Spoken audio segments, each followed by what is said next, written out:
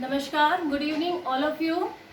आज मैं सबसे पहले आप लोगों से कुछ कहना चाहूँगी कि आप हमारे चैनल को सब्सक्राइब करिए और वीडियोस को लाइक करिए और शेयर करिए।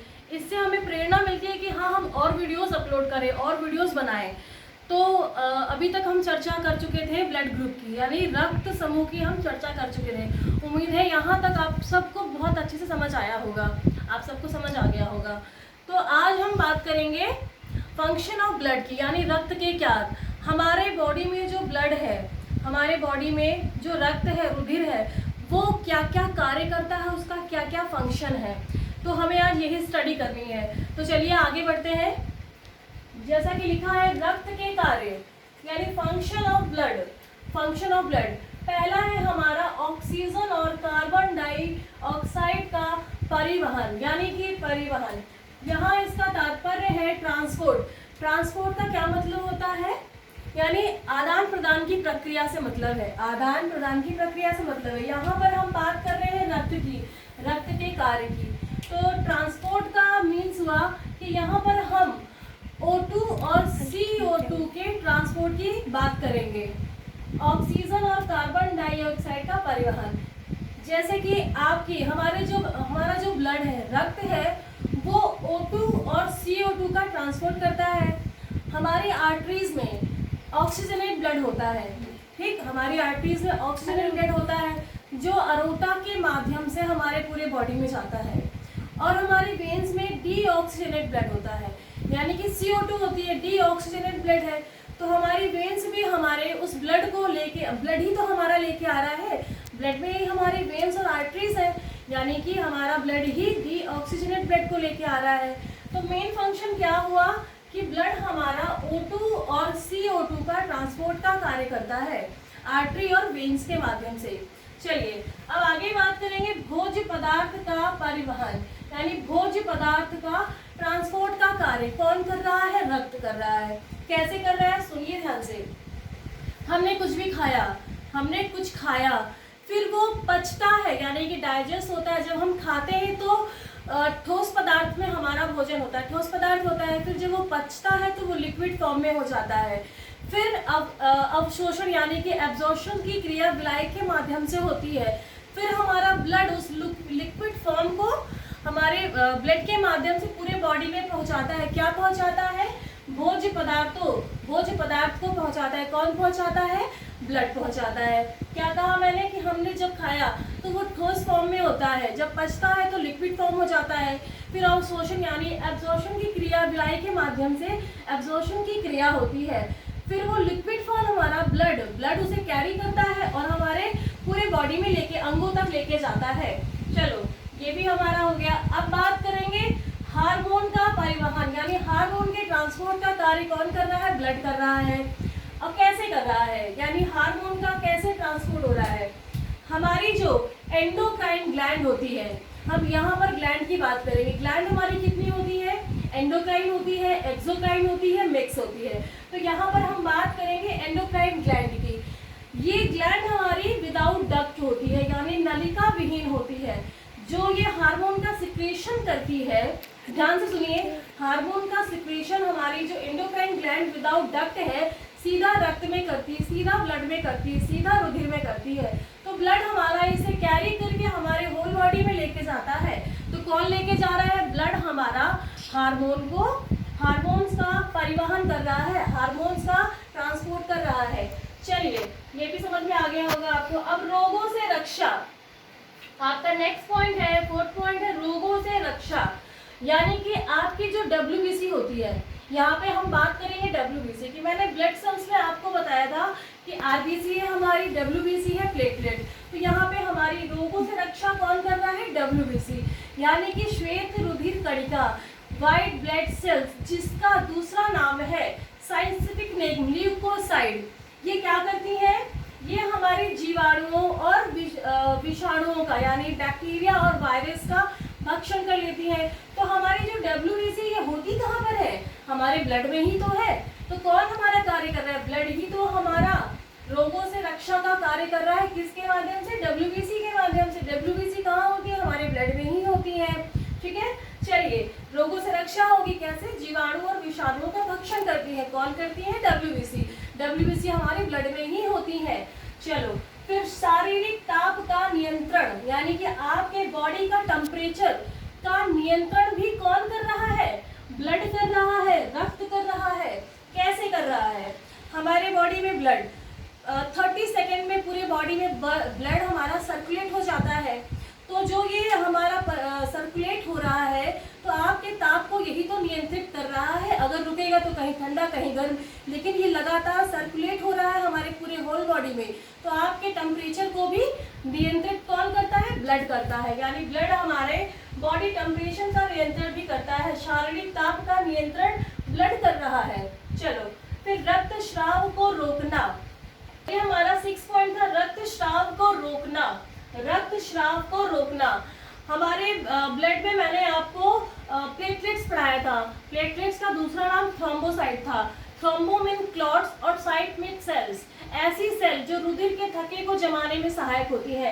तो यहाँ पे आपको मेंशन कर रहा है रक्त स्राव, यानी रक्त के स्राव को रोकने का कार्य हमारी प्लेटलेट्स कर रही है। प्लेटलेट्स भी हमारी कहाँ है? हमारे ब्लड के अंदर ही है। इनका मुख्य कार्य क्या है? रुधिर के थक्के को जमाने में सहायक होती हैं। तो हमारी जो प्लेटलेट्स है वो ब्लड के अंदर ही है। ब्लड ही हमारा रक्त स्राव को रोकने का कार्य कर रहा है।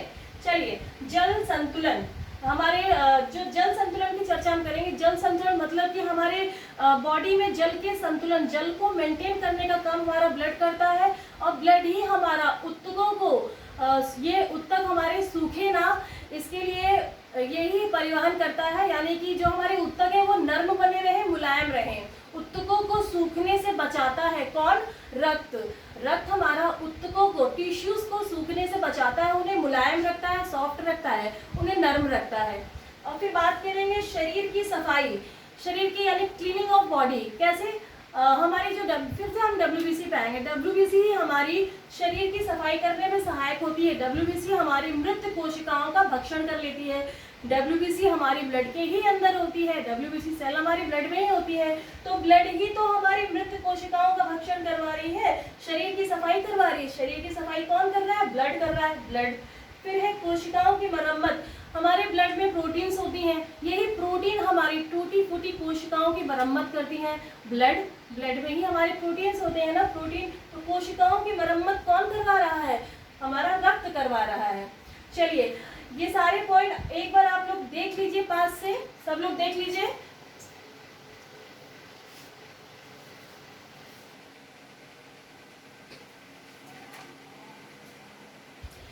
चलिए, अब हम बात करेंगे विगत वर्षों में आए हुए कुछ क्वेश्चंस जो हमारे TGT, PGT, प्रवक्ता और हायर एजुकेशन में क्वेश्चंस आए हुए हैं। क्योंकि हमें तैयारी उस हिसाब से करनी है कि हम एग्जाम को फाइट कर जाएं।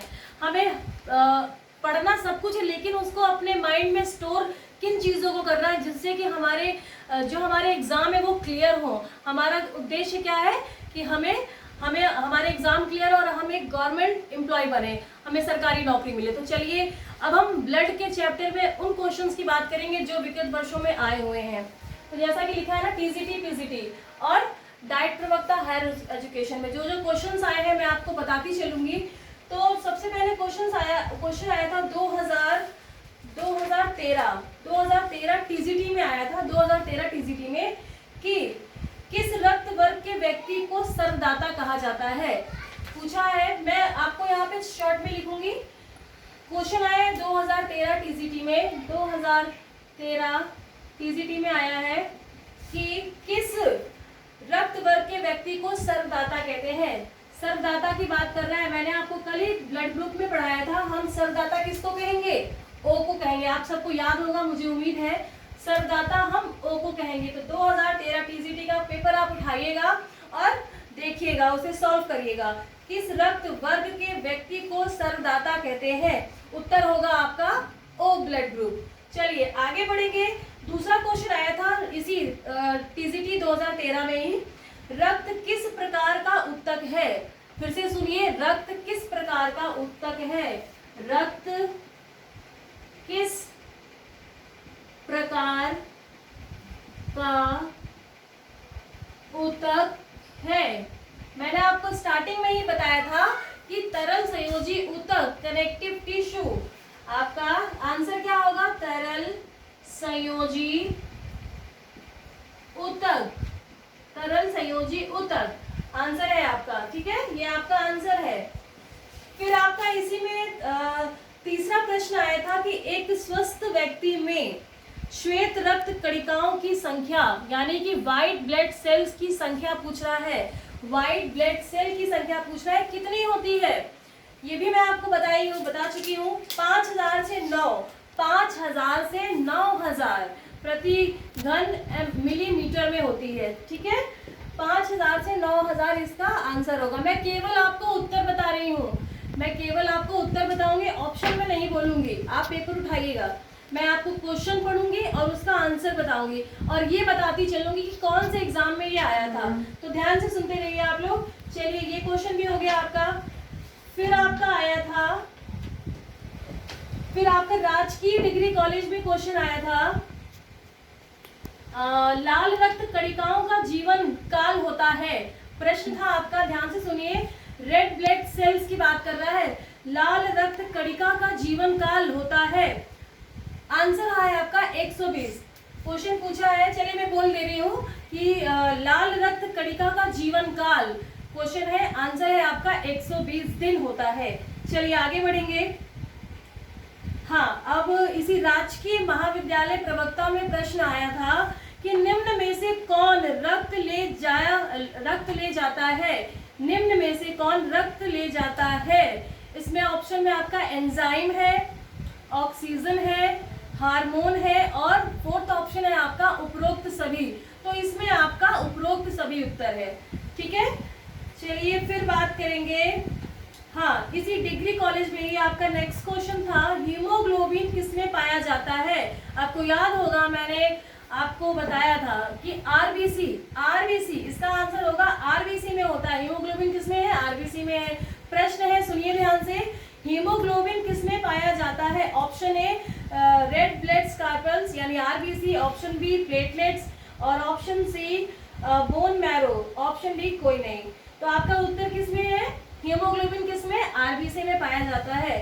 चलिए, ये भी आपका हो गया। अब हम आगे बढ़ेंगे। इसी में ही आपका राजकीय डिग्री कॉलेज में ही प्रश्न आया था, हीमोग्लोबिन बनाने के लिए किस तत्व की आवश्यकता होती है? फिर से सुनिए, हीमोग्लोबिन बनाने के लिए किस तत्व की आवश्यकता होती है? ऑप्शन है आपका पहला पोटेशियम, कैल्शियम, लोहा, आयोडीन। पहला ऑप्शन क्या है आपका? पोटेशियम, दूसरा ऑप्शन है आपका कैल्शियम, तीसरा है आपका लोहा, चौथा है आपका आयोडीन। तो आपका उत्तर होगा ऑप्शन सी, लोहा। हीमोग्लोबिन बनाने के लिए किस तत्व की आवश्यकता होती है? लोहा। चलिए आगे बढ़ते हैं। अब इसी में ही आपका क्वेश्चन था, लाल रक्त कणिकाओं का निर्माण कहाँ होता है? लाल रक्त आरबीसी का निर्माण कहाँ होता है? आपको याद होगा, मैं पढ़ाई हूँ, अस्थि मज्जा। इसका उत्तर है आपका अस्थि मज्जा, बोन मैरो। चलिए आगे बढ़ते हैं। शरीर की रोगों से संघर्ष करने की शक्ति को कहते हैं, सुनिए, शरीर को रोगों से संघर्ष करने की शक्ति को कहते हैं। इसका उत्तर है आपका रोग प्रतिरोधक क्षमता, रोग प्रतिरोधक क्षमता। चलिए, अब नेक्स्ट क्वेश्चन इसी में ही आया था कि कौन ब्लड बैंक की तरह कार्य करता है? ब्लड बैंक की बात कर रहा है, कौन, ध्यान से सुनिए, कौन ब्लड बैंक की तरह कार्य करता है? यहाँ पे ब्लड बैंक की तरह कार्य करता है पूछ रहा है। तो इसका ऑप्शन ए है पित्ताशय, बी है यकृत, सी है हृदय और डी है प्लीहा। तो इसका उत्तर क्या है? ब्लड बैंक की तरह कौन कार्य कर रहा था? प्लीहा कर रहा है आपका। ठीक है, चलिए आगे बढ़ते हैं। इतने क्वेश्चंस आए हुए, ब्लड कितना इंपॉर्टेंट चैप्टर, आप इसको हल्के में मत लीजिए। ब्लड आपका बहुत ही इंपॉर्टेंट है, इससे हमेशा क्वेश्चन बने हैं और बनेंगे।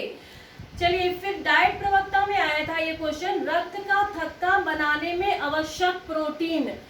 रक्त, फिर से सुनिए, रक्त का थक्का बनाने में आवश्यक प्रोटीन, रक्त का थक्का बनाने में आवश्यक प्रोटीन कौन सी है? उत्तर है आपका फाइब्रिनोजन। मैंने क्या बताया था कि थ्रोम्बिन आपकी फाइब्रिनोजन से क्रिया करती है और रक्त का थक्का जमाने में सहायक होती है। कौन थी? प्लेटलेट्स की बात हम जब कर रहे थे।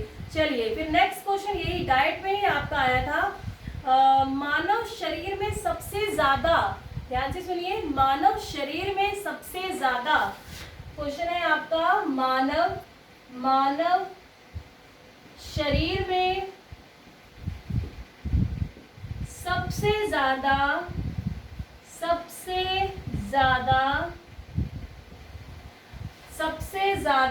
प्रतिशत होता है।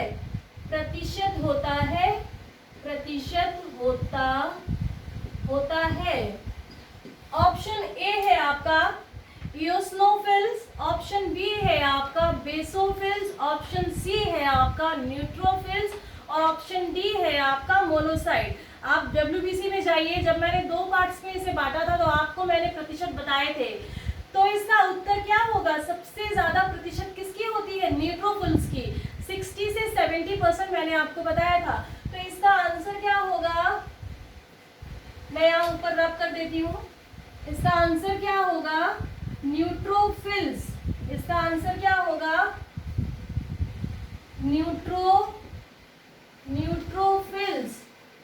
कितना परसेंट था, 60 से 70% था, तो सबसे ज्यादा प्रतिशत। चलिए आगे बात करेंगे। नेक्स्ट क्वेश्चन है आपका, किस रक्त कणिका में केंद्रक नहीं होता है, किस रक्त कणिका में केंद्रक नहीं होता है। केंद्रक किसमें, मैंने RBC में नहीं होता है, केवल उत्तर बता रही हूँ, RBC में नहीं होता है। एक बूंद में कितनी RBC होती है, प्रश्न है एक बूंद में कितनी RBC होती है, उत्तर है आपका 5 मिलियन। चलिए लास्ट क्वेश्चन है आपका, ये TGT, ये जो मैंने एक बूंद बताया, ये TGT 2011 में आया था। और अब TGT 2011 में एक और प्रश्न था, 1 मिलियन रक्त में प्लेटलेट्स की संख्या कितनी। आंसर है आपका 2.5 से 3.5 लाख, 2.5 से 3.5 लाख। तो आप इन सभी प्रश्नों को एक बार फिर से दोहराएंगे, ठीक है। जैसे कि मैं आपको क्वेश्चंस बता चुकी हूँ सभी। चलिए हो चुके हैं आपके सभी क्वेश्चंस, और ये आपके 3 क्वेश्चन और बचे हुए हैं, जल्दी से सुन लीजिए। ये क्वेश्चंस आपके KVS और MVS में आए हुए हैं। क्वेश्चन है आपका, श्वेत रुधिराणु यानी WBC का मुख्य कार्य होता है। आंसर सुनिए, बैक्टीरिया से लड़ना। मैं केवल आंसर बोलूंगी और क्वेश्चन बोलूंगी। फिर है आपका, मनुष्य में सामान्य रुधिर का अधिकांश भाग होता है। उत्तर होगा आपका प्लाज्मा। नेक्स्ट क्वेश्चन है आपका, जब शरीर बैक्टीरिया का आक्रमण झेल रहा होता है तो निम्नलिखित में से किसके बढ़ जाने की संभावना होती है, ल्यूकोसाइट। उत्तर है आपका ल्यूकोसाइट। फिर लास्ट क्वेश्चन है आपका, ध्यान से सुनिए, हीमोग्लोबिन का मुख्य कार्य है। ये प्रश्न है, उत्तर होगा आपका ऑक्सीजन को अवशोषित करना एवं ले जाना। तो ये सभी प्रश्न मैं आपको बता चुकी हूँ, विगत वर्षों में आए हुए हैं। आप इनको ध्यान से फिर से पढ़िएगा।